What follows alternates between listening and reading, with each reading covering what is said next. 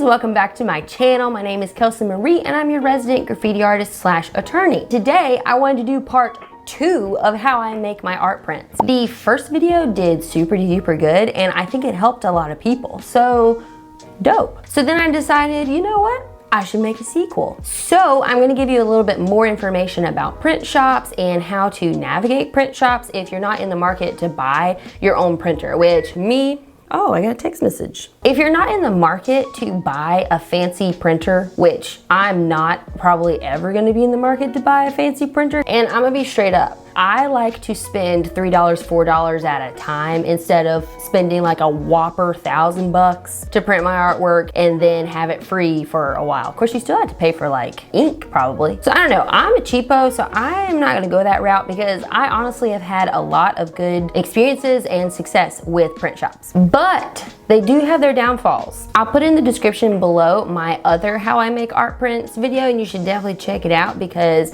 I have had some super bad experiences with some print shops. But nonetheless, I think it's helped people out. So I'm gonna give you some more kind of bad experiences that I've had with my print shops.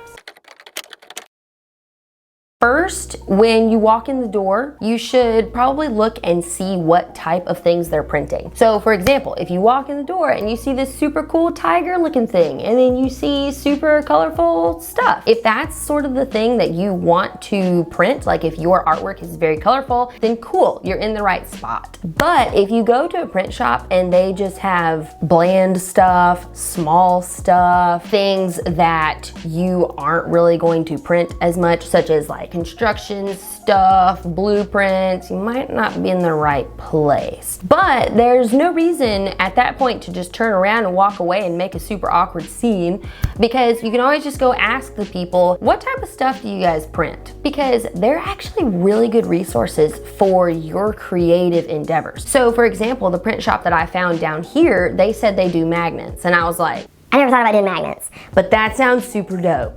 So it was just really cool to be able to talk to those people and get some other creative ideas, because the print shop that I found down here, they actually have graphic designers in there that print artwork and things like that. So it's just really cool to be able to talk to the people and be like, hey, okay, what do you actually do? Because if they say, well, so we only print rugs, you're gonna be like, okay, a rug would be cool with my artwork, but like I was not really in the market for a rug.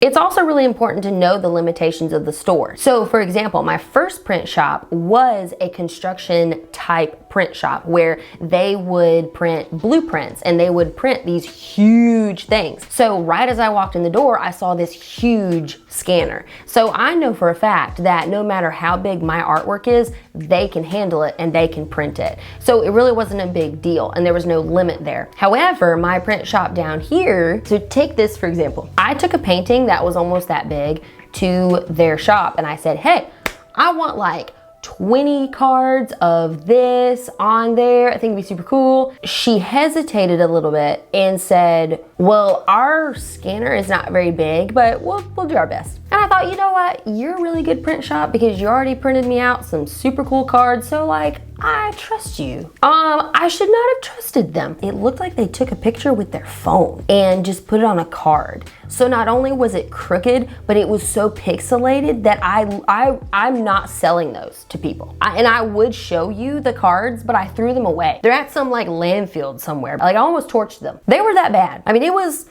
hellacious.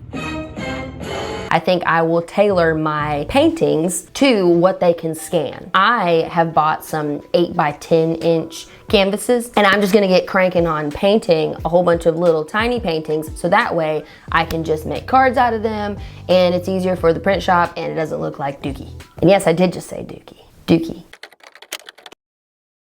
All right, let's check this out. Okay, another super important thing is pricing. So when you walk into a print store, I guarantee you're not gonna see a price sheet. And I thought that was kind of weird. I'm straight up cheap.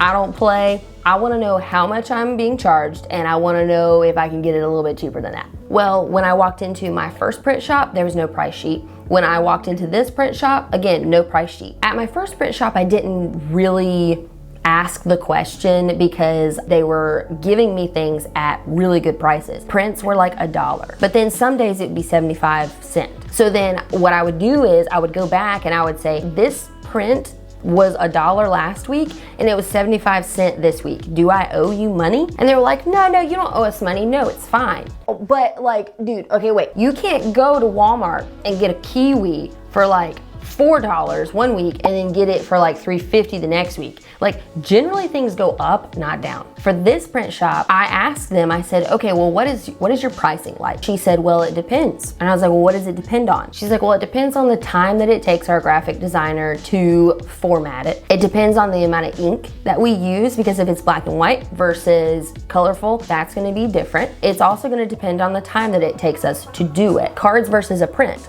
So if you have a print, they're gonna have to probably format it, but they're not gonna have to cut it.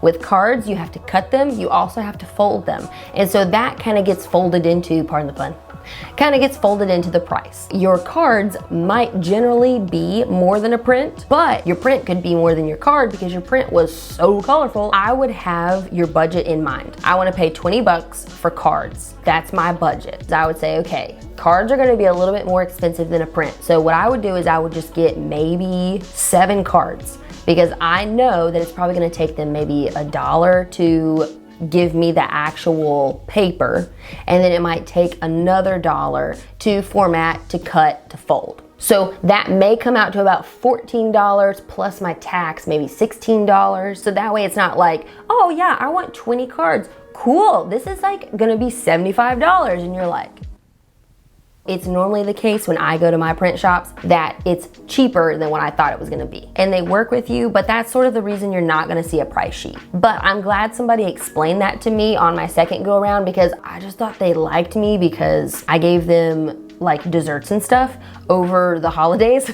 So I continued to give the apple pie and the Buckeyes because I was like, they're giving me a deal. But then I realized now that they weren't giving me a deal. It was just how things roll. I also gave them Buckeyes, and I didn't know if they were allergic to peanuts or not. Luckily they weren't, so I gave them the Buckeyes. The next like holiday came around and I gave them more Buckeyes. And I thought, wait, I should probably ask if they have a peanut allergy.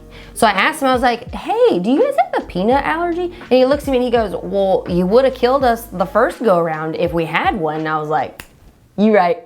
My next tip is don't kill your print shop dudes. My new print shop here has cats. It's pretty dope. Yeah, I don't know why I said that. There's some random knowledge for you. You're welcome. I hope that helps you in your endeavor to make your art prints. Like, subscribe, comment. Don't like, don't subscribe, don't comment. Be true to yourself. Later.